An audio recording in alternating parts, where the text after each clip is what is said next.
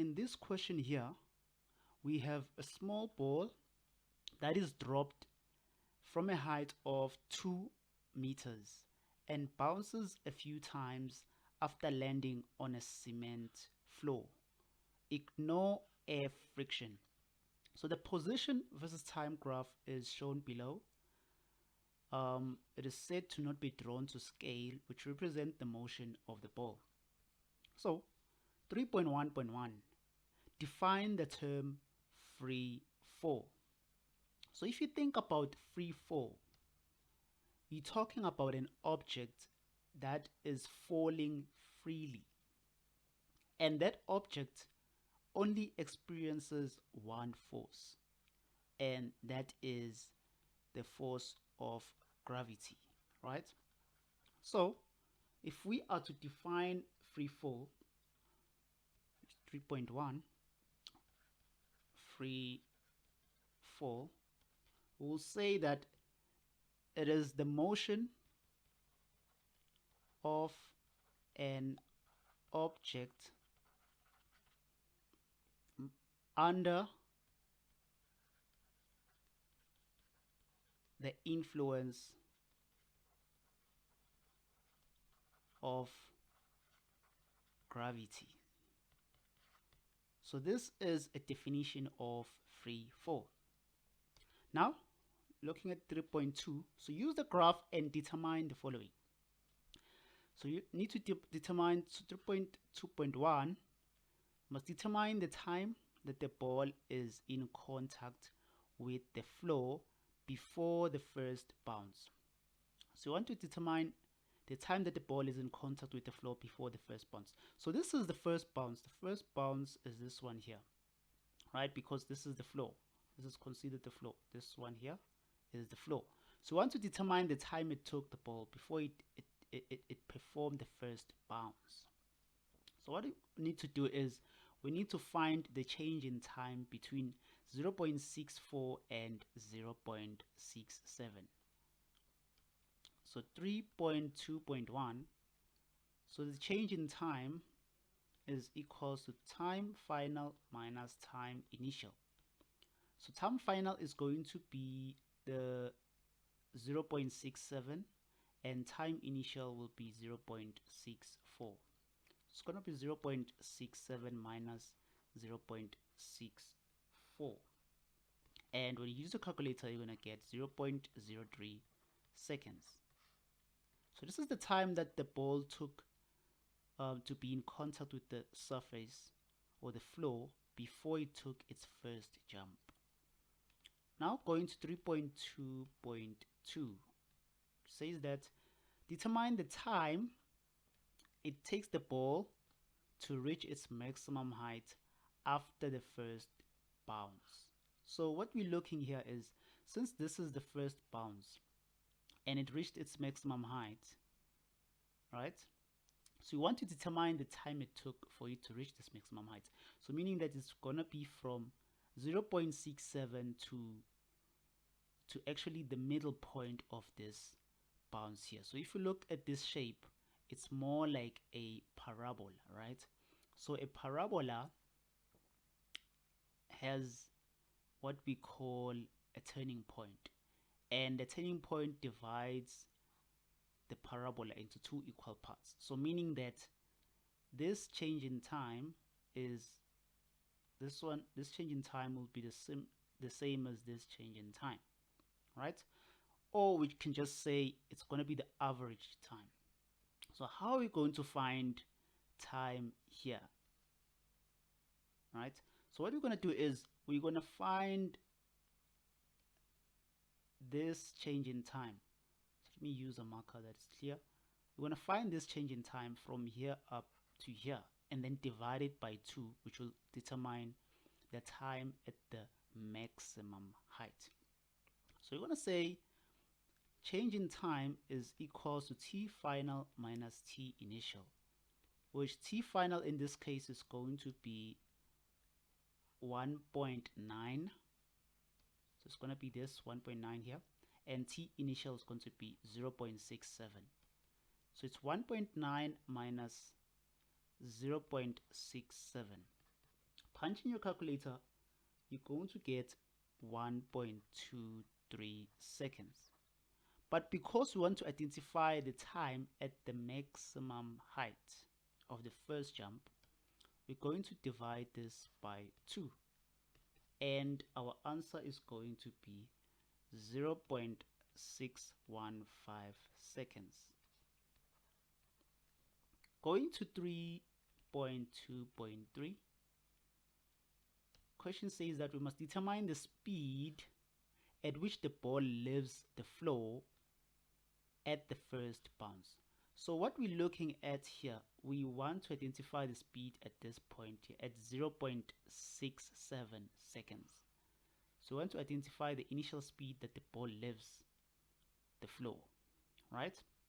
So what we can do here is we know very well that if we use the equation of v final squared is equals to v initial squared plus 2 multiplied by g multiplied by change in y, which the v final is going to be, so looking at the diagram, the maximum part of the graph, v final here is 0 meters per second, and then v initial is what we're looking for. So v final is going to be 0 meters per second, and v initial it's what we're looking for, and the g is minus 9.8 because it's acting downwards, and the change in y, in this case we are told that it's 1.85, this one for this graph here, right? So it's going to be 1.85 meters. So we're going to say v final, we're going to use this equation here, so it's going to be v final, which is 0 squared is equals to v initial squared plus 2 multiplied by minus 9.8 multiplied by 1.85.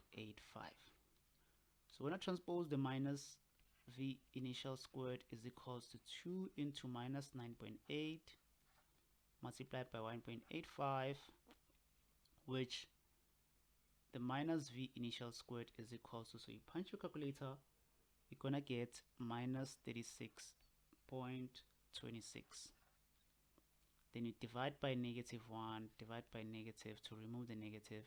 V initial squared is equals to the square root of 36.26, which, finding the square roots, you're gonna get v initial being 6.0216 meters per second. So this is going to be your v final, sorry, your v initial velocity. So the initial velocity here is actually going to be 6.0216 meters per second, which is just here before the first bounce happens. In 3.2.4 says that we must determine time t indicated on the graph. So we need to determine this t here, right?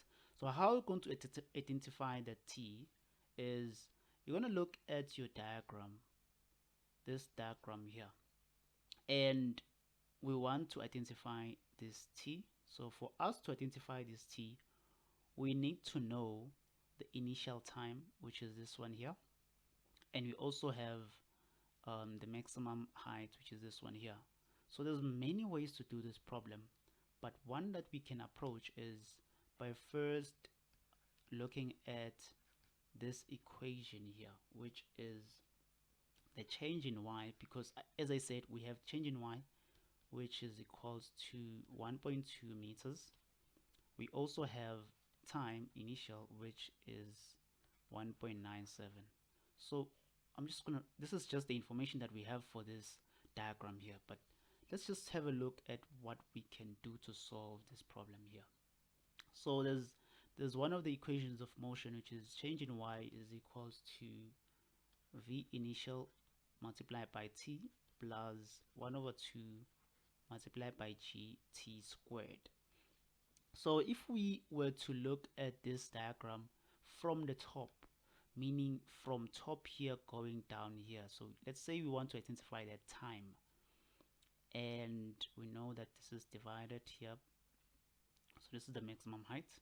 So we're just looking at this point here. So let's say the change in t of this point of the graph.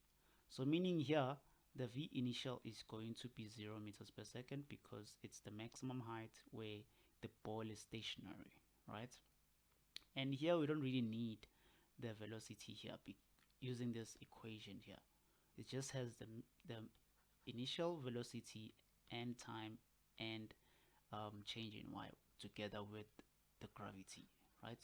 So the change in y is the one that we have, which is 1.2. So it's this 1.2 here, which we just noted down. So just gonna write the 1.2 equals to the v initial, as I said, is 0, meaning that everything's going to be 0 at this point, plus 1 over 2 multiplied by our gravity. So in this case, our gravity is 9.8. So just going to write 9.8 multiplied by our t, which is what we are looking for, basically. As I said, it's going to be this change in t here. So we're just going to have 1.2 is equals to 1 over 2 multiplied by 9.8 multiplied by t squared, and we're going to cross multiply, meaning the 2 will multiply by, so cross multiplication here, 2 multiplied by 1.2 is equals to 9.8 t squared, and then we're going to divide by 9.8, divide by 9.8, then we're going to have t squared is equals to 1.2 times 2 over 9.8, and the square root of t squared is equals to 0.4949 seconds. So this is the time, the change in time that exists between the point of maximum to this point here. So this is the change in time, which is equals to 0.4949 seconds, right? But we want the time at t here, so meaning that whatever time we find, it must be from 1.97 all the way up to t, right? But we know that this change in t from here to here, which is 0.4949, which means it also exists from this point up to this point here, which is also the same change in t, which is 0.4949. Why am I saying so? It is a parabola, as I said initially.